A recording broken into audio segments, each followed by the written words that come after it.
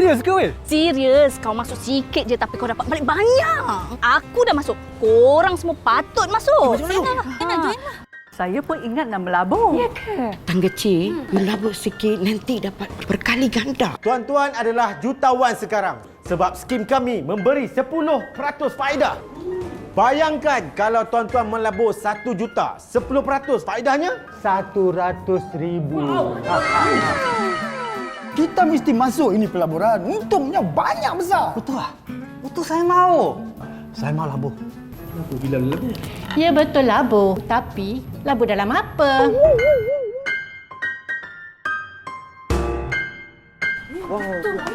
Labur 500 5,000. masuk 500, besok dapat RM5,000. 5,000. Tidak akan rugi. Peluang hanya sekali. Kalau ramai percaya kita macam ni, cepatlah kita kaya. Betul tu.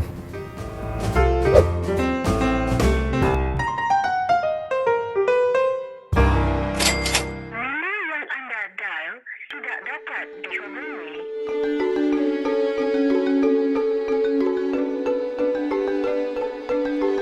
Lain kali, hati-hati bila melabur. Pastikan pelaburan tu sah. Jangan fikir untung je. Hai, minum kopi. Assalamualaikum. Salam. Abang-abang nak melabur? Lesen ada? Mana lesen Suruhanjaya Security Malaysia? Jadilah pelabur bijak. Selidik dan teliti dulu pelaburan yang ditawarkan sebelum melabur. Silap labur, duit lebur. Pesanan ini dibawakan khas oleh Suruhanjaya Security Malaysia dan InvestSmart. Hello and good afternoon. My name is Ella. I am from the Consumer and Investor Office at the Securities Commission Malaysia. Welcome to today's InvestSmart Online Series webinar. Today's webinar is titled StashAway, What a Robo-Advisor Can Do For You. First of all, we would like to thank you all for taking the time to be here today. Next. We are pleased to have with us today Mr. Wong Wai Ken from StashAway to present on the topic StashAway, What a Robo-Advisor Can Do For You. Allow me to share a brief background on Wai Ken.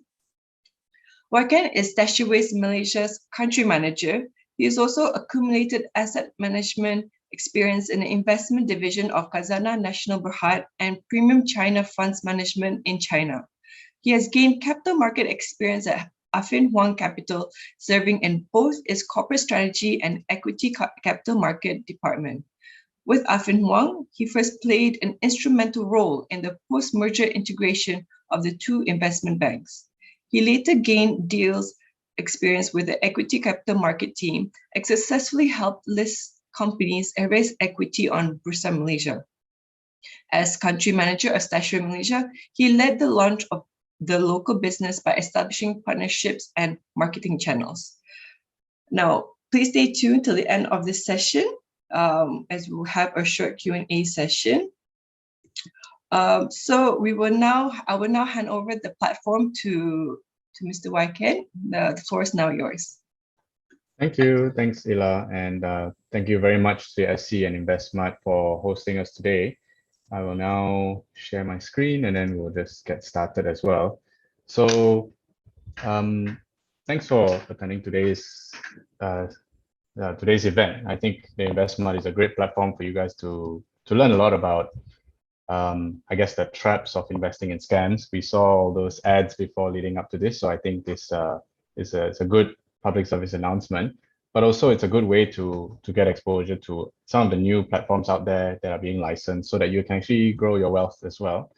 And I think at this point in time, in early or mid-February, it's been a very tough date, a very tough start to the year, right? As I should say. The S&P is down 9%. The NASDAQ, which is very tech heavy, is down about 14%. So I'm here to share kind of how a robo-advisor would help you navigate the markets better, and also how we manage your money. So I think it's very important to first start off with the fact that we are licensed by the Securities Commission. We've been around since 2018. We were Malaysia's first and one of the leading robo-advisors in this space. And I think Ila already did a really good job explaining my background as well. I think it's worth noting these things because whoever you invest your money with in Malaysia should be regulated by the Securities Commission so that you have any recourse in case anything happens and to obviously avoid any of these scams. Okay, so on with today's topic. I get the opportunity to talk to a lot of investors in Malaysia, and I think one of the traps that people fall into is that they think they're investing, but they don't really actually invest. What they actually do is more of collecting financial products. They go through life buying financial products, whether it's through friends or agents, or maybe when someone asks them if they want to buy it, then they start learning about it and they eventually get into financial products. And then, it's also not very clear to them what they've bought, how much fees it costs. So you end up with this situation, which is obviously very messy. It's not very structured. There's no consideration about risk or anything like that, right? If the agent talks to you about unit trust, you might consider it. If your friend tells you about this, gives you this hot stock tip about a stock that should do very well, people go into. At times, also people have a lot of cash, sometimes too much cash, and they leave it there in FD, and it gets eroded away by inflation. Some people have property, especially from the early 2000s, which is fine in of itself, but when it's too much gearing and the markets are a bit soft when it comes to capital gains and tenants are hard to come by, then investment property is also something that can be a bit dangerous if there's too much leverage involved, right? Too much borrowings. So I think eventually people end up with a so-called portfolio that actually looks very messy and isn't very structured at all. So I think what I want to highlight to you guys first at the outset is the fact that portfolios should really be something that's very structured and should be very tailored to the risk that you want to take. Obviously, when it comes to investing, everyone first thinks about what stock should I buy, or increasingly what cryptocurrency should I buy. And I hope that does very well so I don't have to worry about investing or working anymore for that matter. But I think that's wishful thinking, right? I think everyone wants to be lucky, but to be lucky, to really get those opportunities, you need to be in the right position. And in order to be in the right position, you need to structure your portfolio in the right way. So some of the constituents in your portfolio may or may not do very well. Just to give you a very grounded example, let's say you've been investing in the local stock market for many years. You've been stock picking blue chips, dividend stocks, financials, rubber gloves, property counters, and things like that. So and then enter year 2020 where the rubber gloves did very, very well. So if you weren't a stock picker or you weren't invested in the Malaysian stock market, you would not have benefited from that rise in rubber gloves, and hopefully you would have exited at the right time in maybe mid or early 2021, and then you would have gotten so much money, right? So I think a lot of people think that investing is about striking it big with one stock or cryptocurrency or one asset that will just do really, really well, and they essentially mine tikam, and try and make it big. But actually, investing and building a portfolio should be much more structured than that. It really should be about what is your actual exposure to all the different asset classes out there, right? So there's 5 main asset classes. There's equities, bonds, precious metals, property, and cash. And any portfolio should be built out using these different asset classes in a way which targets the kind of risk that you as an investor want to take, right? So that's a very different approach to I want to invest so that one of it hopefully will do very, very well, and then I can stop working and live a very, very carefree retirement, right? So if you don't do it in a structured way, you will never be in the right position. So it's really about understanding the different asset classes and what they have to offer you, and building a portfolio that targets the kind of risk that you want to take, right?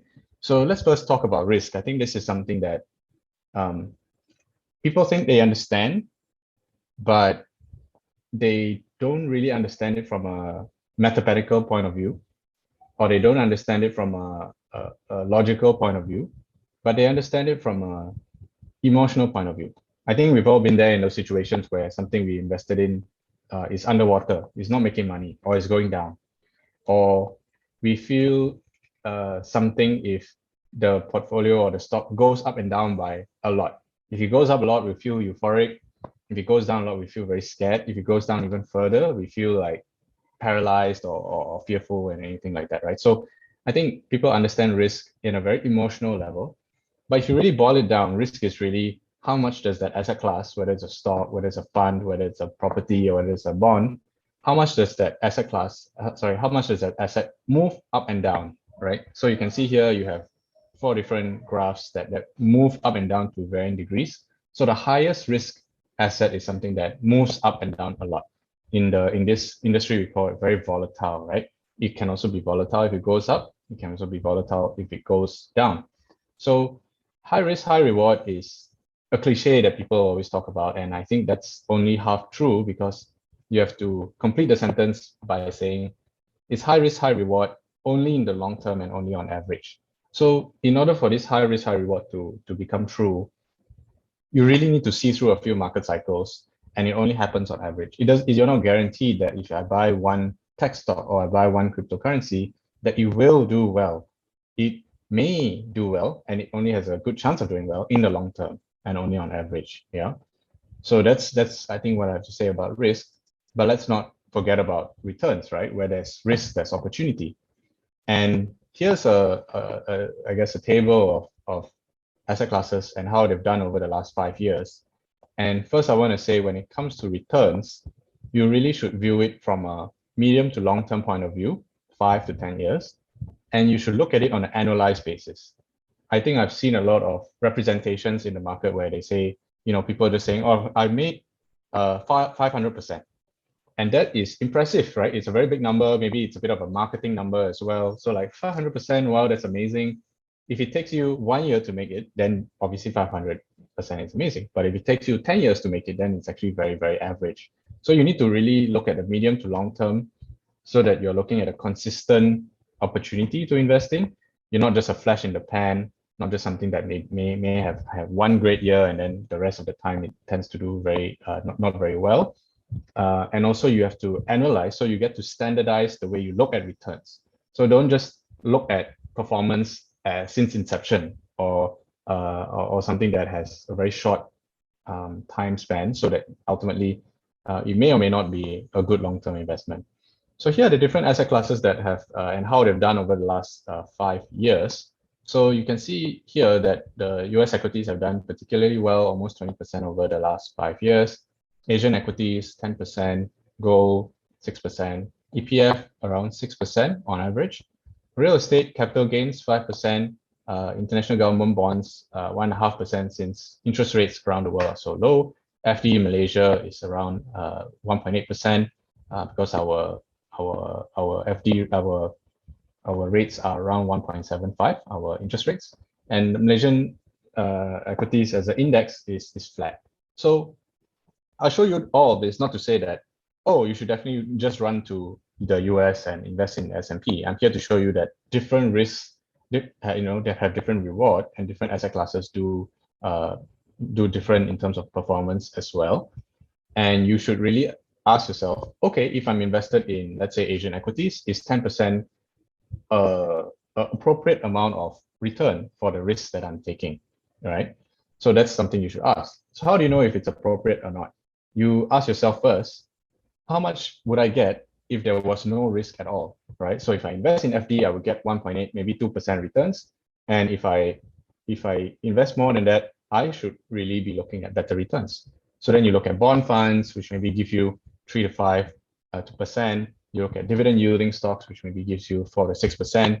You look at equity funds, which gives you 10 to 12%. Then you ask yourself, is this return really commensurate with the amount of risk that I'm taking, right? So that's the message of this slide, right? Different asset classes have different risk reward, and ultimately you should ask yourself, are you comfortable with the risk given this reward that's already been obtained over the last 5 years? Okay, you should be viewed hand in hand. Okay, moving on. I think just to very quickly give some definition to what a robo-advisor is. I think a robo-advisor is very quickly understood because essentially you can just think of us as a digital wealth manager or like a digital unit trust. But there are obviously a few key distinctions. The first thing is that because we are digital, there are a lot of efficiencies that can be gotten from being digital, and therefore we reduce the cost of doing business greatly, and therefore there's a lot of savings when it comes to offering our product to investors like you. So first and foremost, I think sales charge is something that in Malaysia tends to be particularly high. 3 to 5% unit trust is very normal, whereas we don't have a sales charge. And then management fee tends to range from 1% for a bond fund, 1.5% perhaps, to an equity fund, which is usually 1.5 to 2%. We, on the other hand, charge 0.8% per annum. So that's very, very low. So we are able to offer this for a variety of reasons. For the first, which I've already covered, is basically as a digital business, your costs are much lower.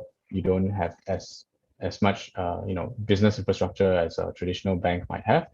But also, secondly, I'll move on to how we can use ETFs to make it ultimately cheaper for investors as well. Yeah. So this one, I just want to highlight the cost factor here, which obviously is very important.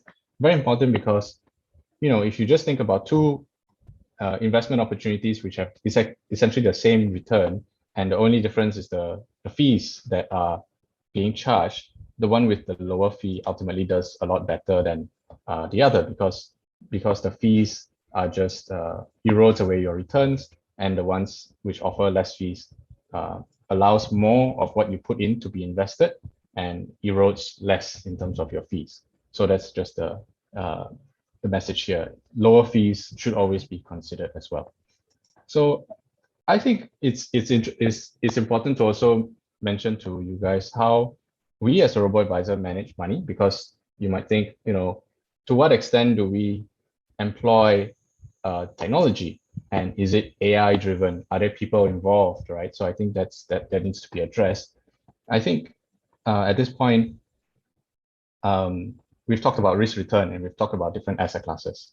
So it's important to share with you how we look at managing your portfolio. And I think that is mainly through asset allocation. There's different processes when it comes to building a portfolio. We don't just go, what stock should I buy today? What bond should I buy today, right? We really think about risk and how to allocate your assets so that we target the right risk for you as an investor. So studies have also shown that asset allocation decisions contribute greatly to the amount of return that you get at the end of the day. So asset allocation decisions make up 80% of the returns, explain 80% of the returns that you get as an investor. So it's important to really focus on asset allocation. So how do we actually go about expressing this asset allocation, right? The tool that we use the most is ETFs. I think by now everyone knows what ETFs are and the benefits it brings, in that it is very cheap, you get instant diversification, and there's a lot of choice of ETFs out there, especially in foreign markets like the US and London. So you can put together these ETFs like Lego blocks, building blocks, to essentially build a portfolio, right? And here we have different asset classes, right? You have equities, bonds, real estate, and commodities. But under these asset classes are different sub asset classes, right? So you can't say that US equities is the same as European equities, or it's the same as Chinese equities. They're all different for different reasons, and they all do differently in different times of the economic cycle. Okay, that's the same with fixed income as well. Corporate bonds are not the same as government bonds, and short-term bonds are not the same as long-term bonds, right? The yield you will get from a 1 to 3 month government bill is very different to a 10 or 20-year bond. So that's why we have all this selection over here, and we mix and match between this list over here to form portfolios for you that target specific risk levels. Again, right, I'm mentioning risk because a lot of people, when they ask me about my funds and how well they do, they don't really consider the risk. They just ask what's the expected return or the historical return. But obviously, risk and return comes hand in hand. So when you sign up, you can actually ask yourself, how much risk am I willing to take? And we have 12 different portfolios for you to choose from, all of them built using these ETFs, and they have a different combination of ETFs to express that risk. So you can actually choose between the different risk levels and see over here at the bottom what assets are actually inside your portfolio as well. So you can do two ways, right? So firstly, you can ask yourself, what risk am I willing to take? Secondly, you can ask yourself, what kinds of assets do I really want exposure to in my portfolio? Let's say you say, I want a lot of equities, then you tend to see more equities in a riskier portfolio. And if you want more bonds, you can see more bonds in the conservative portfolios. So I think that's a very, very useful feature. And at the same time, we label our portfolios according to risk, because I cannot guarantee you what return you will get in the future, but what I can represent to you is how much risk I'm taking. So you may see something like, oh, this portfolio has a risk index of 10%. So what this is saying is that the chances of you losing more than 10% is very, very low, because we look at the past performance of this portfolio, and there's only 1% of a period of time in the past where it has lost more than 10%. So you could think about this as, what is your maximum downside that you're willing to endure? Some people think they are very risk-taking, but when their portfolio is down 20%, then they just sell because they're too worried about the future prospects of their portfolio. If it's fallen 20, they might think it could fall some more. It could go down to minus 50%. So that's where you really need to ask yourself, how much am I willing to risk in order to get that return? If you ask yourself that question and you say, okay, actually 30% sounds okay to me because I am very risk-taking and I've experienced investing in things that have more volatility than that, and I have a long-term horizon, then yeah, minus 30% is something that I can withstand, and I can also wait for the portfolio to recover. I'm not too worried about that. So these are very honest questions that you have to ask yourself.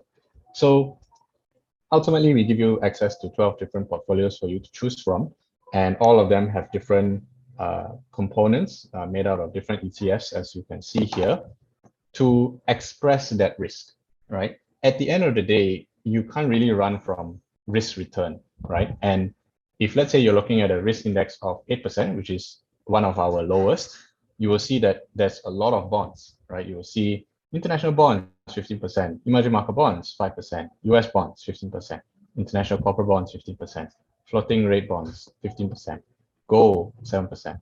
So you see that there's a lot of bonds in this relatively low risk portfolio, right? And this portfolio is suitable for people who have a very short-term horizon. Let's say they are 3 years away from their retirement. They don't really want to put too much at risk. They just want to take it steady and not lose their capital. Then this is something for them. Then you have the balanced portfolio, right? Something that is has around the same risk as a 60% equities portfolio, 40% bonds, which is our 22% risk index portfolio. You can see it's a lot more balanced. There's a healthy exposure to equities, and then there's the balance in bonds and gold as well. On the far end of the spectrum, something more risky is our 36% portfolio. You can see very, very heavy in terms of the equities here. This is for someone who has a very long-term horizon, maybe something around 5 to 10 years, and retirement is very far from them, and they're using this for long-term wealth accumulation.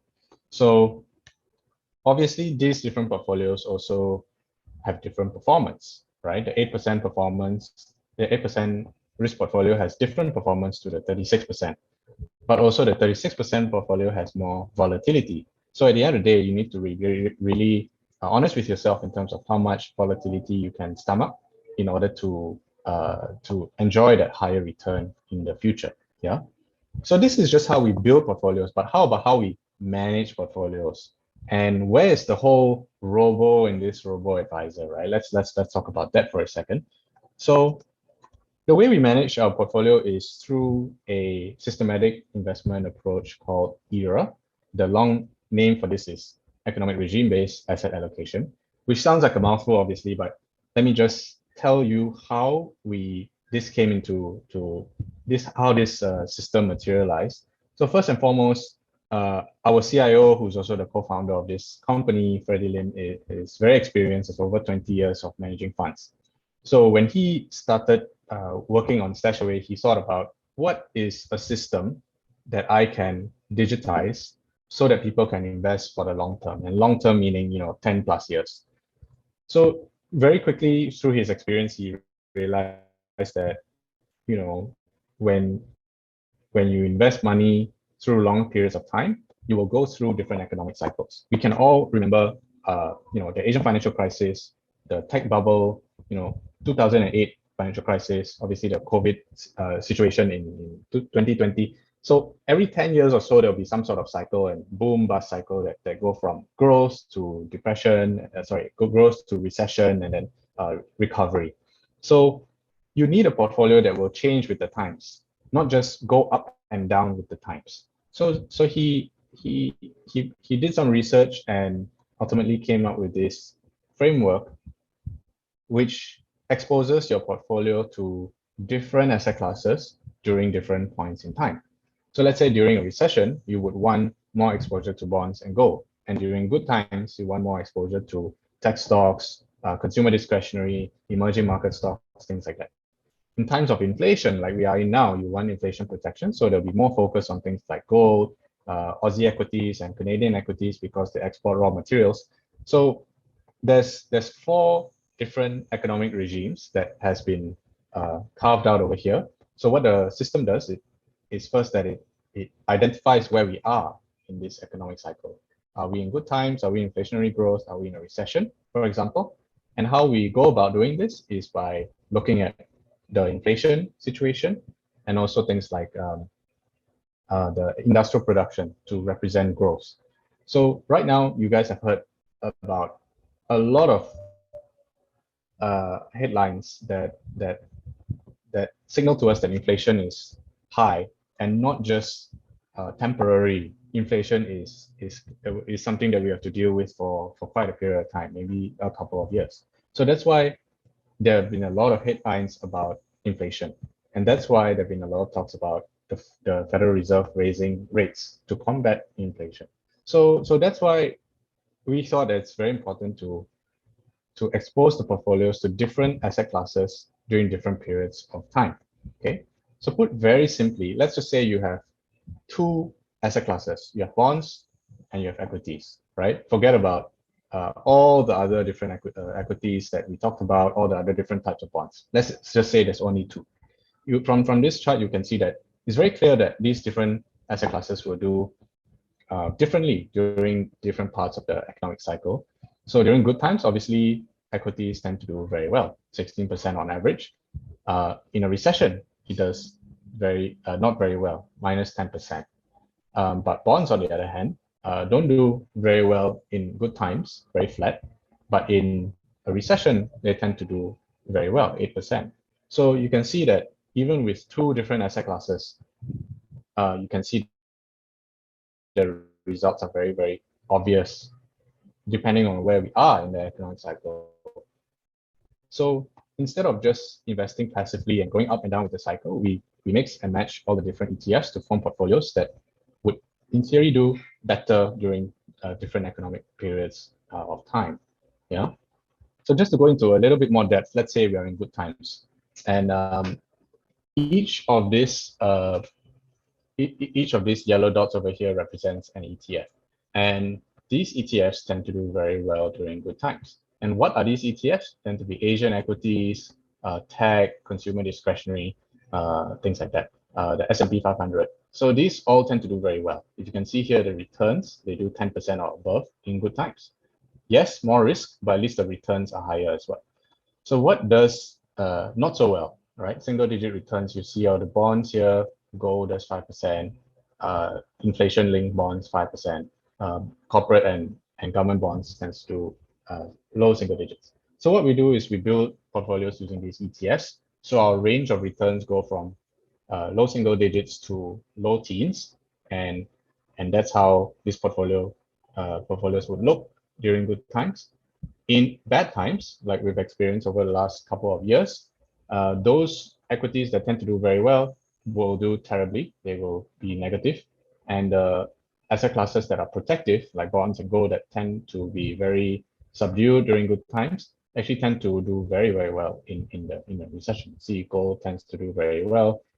Bonds hold their value, and ultimately our portfolios also should expect lesser returns, low single digits, so that you can protect your wealth during a recession. Because during a recession, it's not so much about making gains, it's about holding on to the gains that you've made during good times. So you can see that our portfolios shift from one economic regime to another based on what tends to historically do well in those periods of time.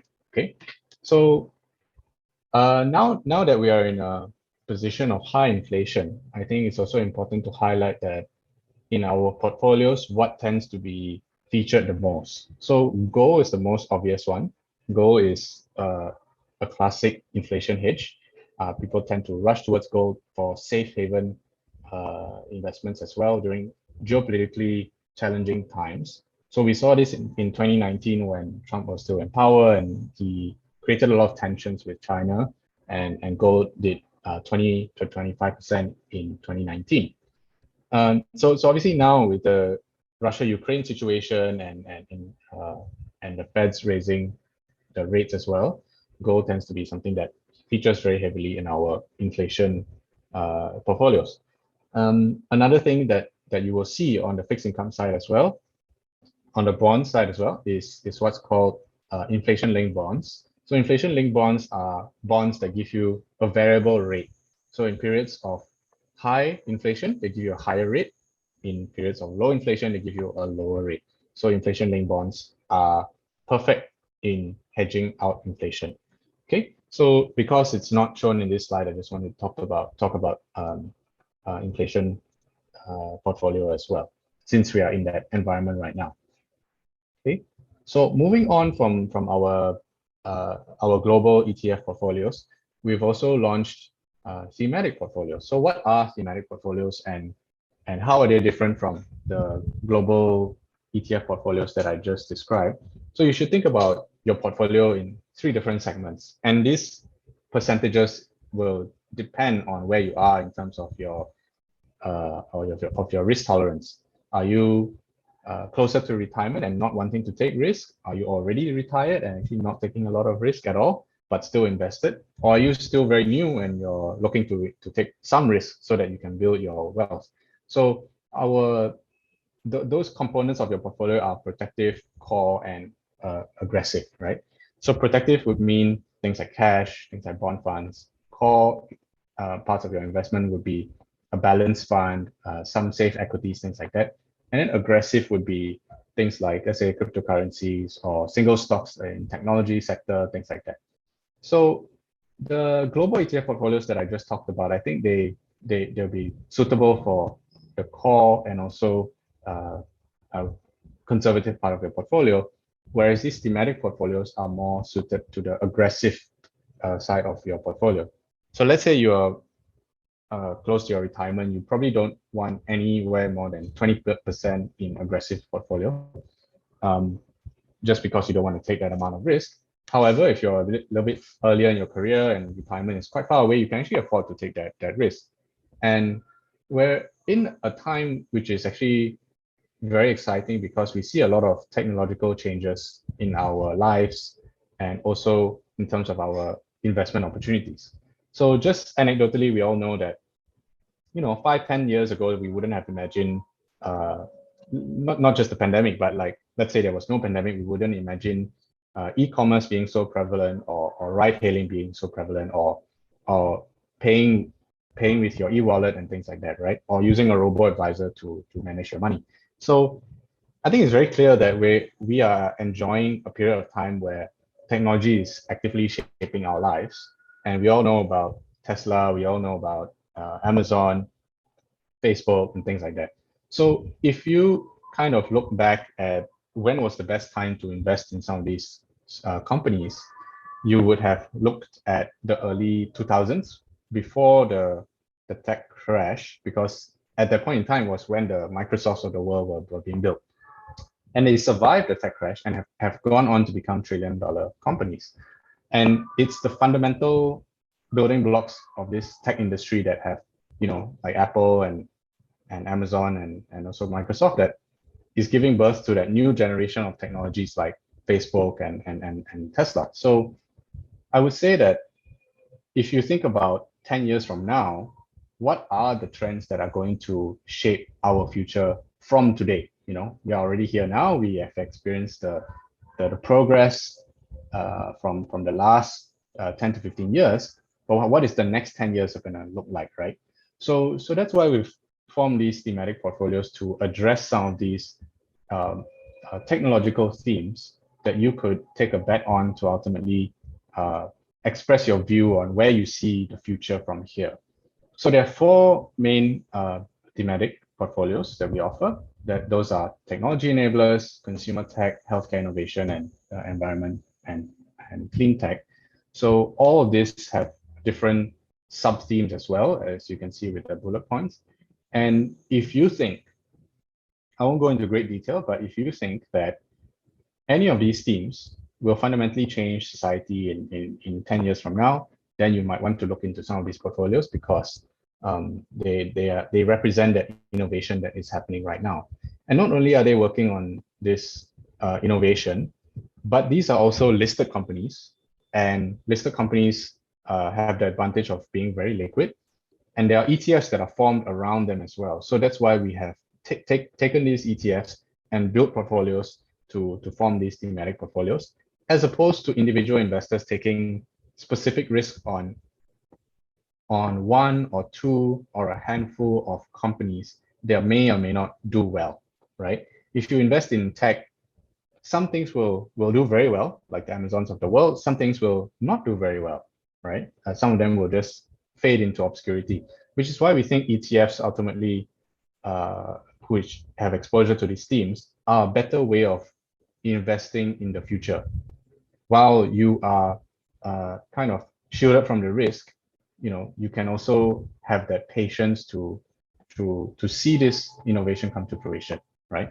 So it's very obvious that, you know, people want to invest in Tesla right now, but if you just think three years ago, before he had meaningful production or before he had financial stability, people would not want to touch Tesla at all. So some people may not have held on to Tesla if he ran into some troubles, but look at where he is now, right? So I think you're looking at Tesla as a $1 trillion company, and even though it's a success story, it did come with a lot of risk. So that's why a portfolio is a good way of going about it.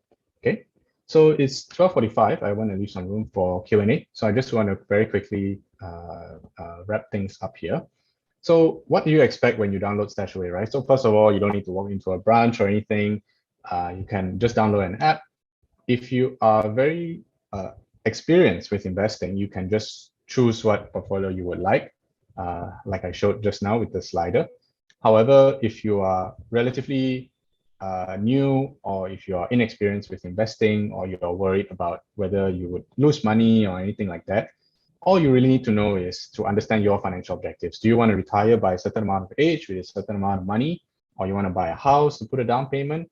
We can guide you to the right portfolio. You just have to answer some very simple questions, and ultimately we will recommend a portfolio for you as well, along with how much you should invest. It's not a hard recommend. It's not a compulsory thing. It's just more of a recommendation. And obviously, once you've invested, we show you your portfolio in terms of the asset allocation and the weightage of that portfolio.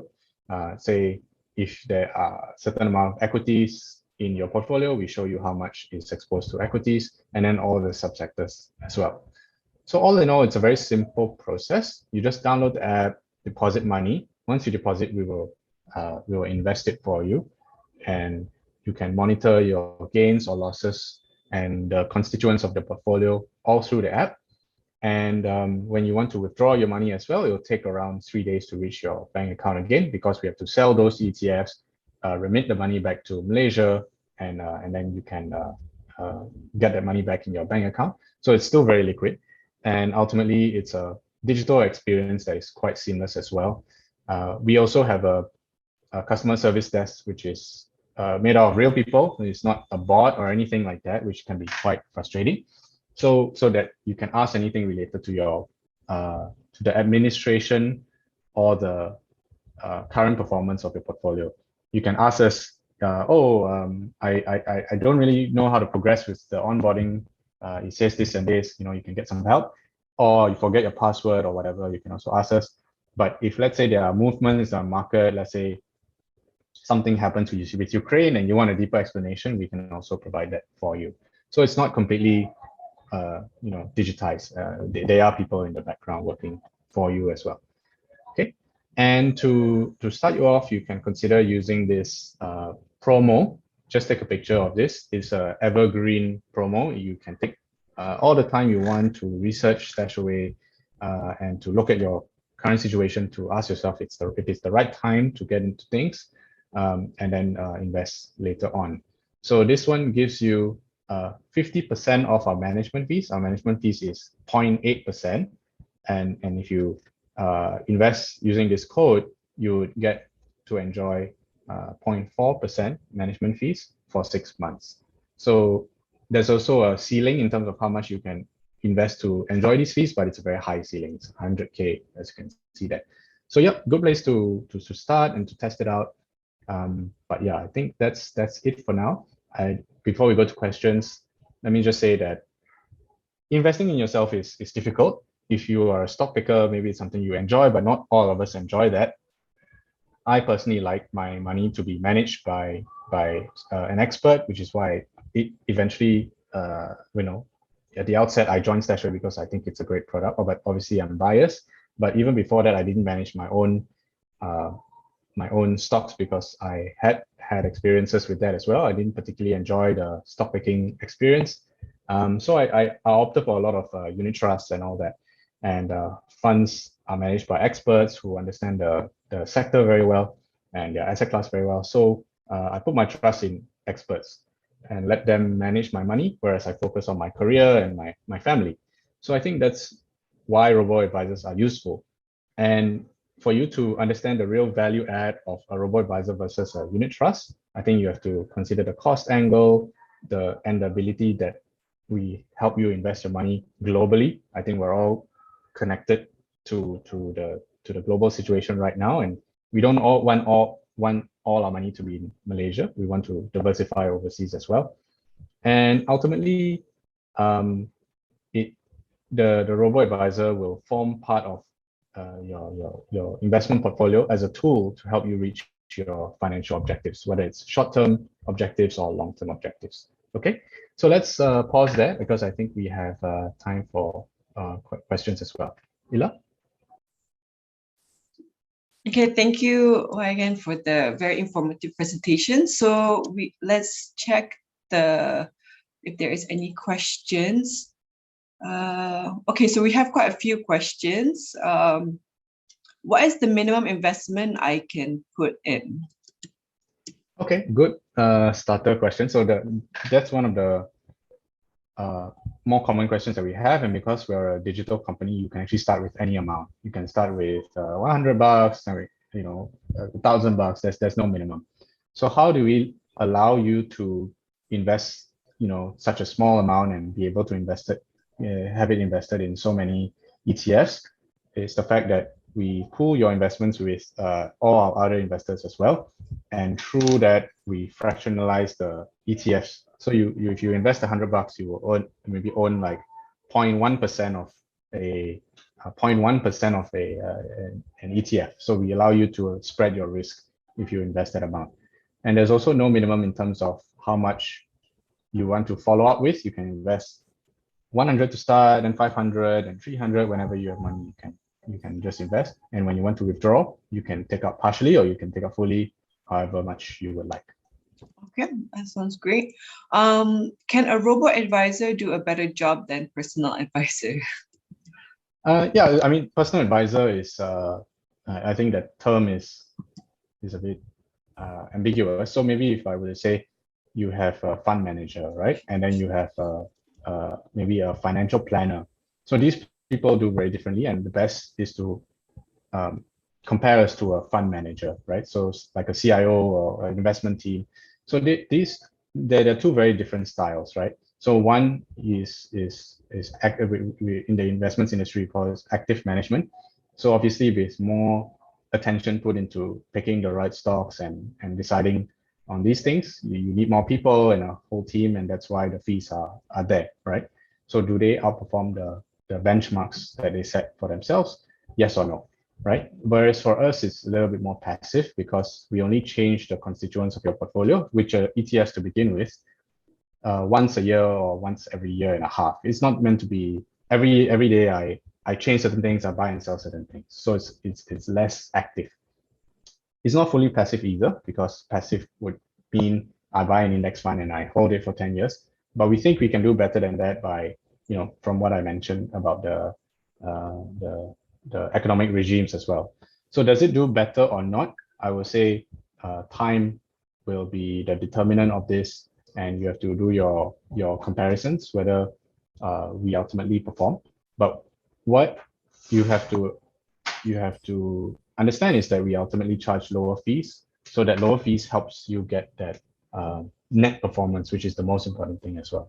So if you see some fund out there giving you 12%, the 12% you need to minus off the sales charge will be 3 to 5%. Whereas if we return, say 12%, it's already net of all the fees. So the low fees help in this situation. Okay.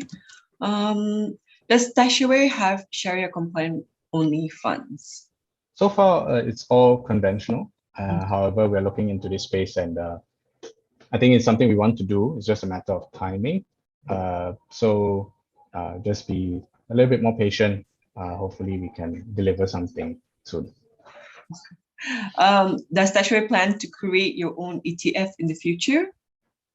I don't think so. Reason is, if you look at the ETF space, especially in the US, there's just so many choices, and we would only create our own ETFs if we see that there's a space that doesn't represent what we want to build portfolios, right? So there's over 5,000 ETFs out there.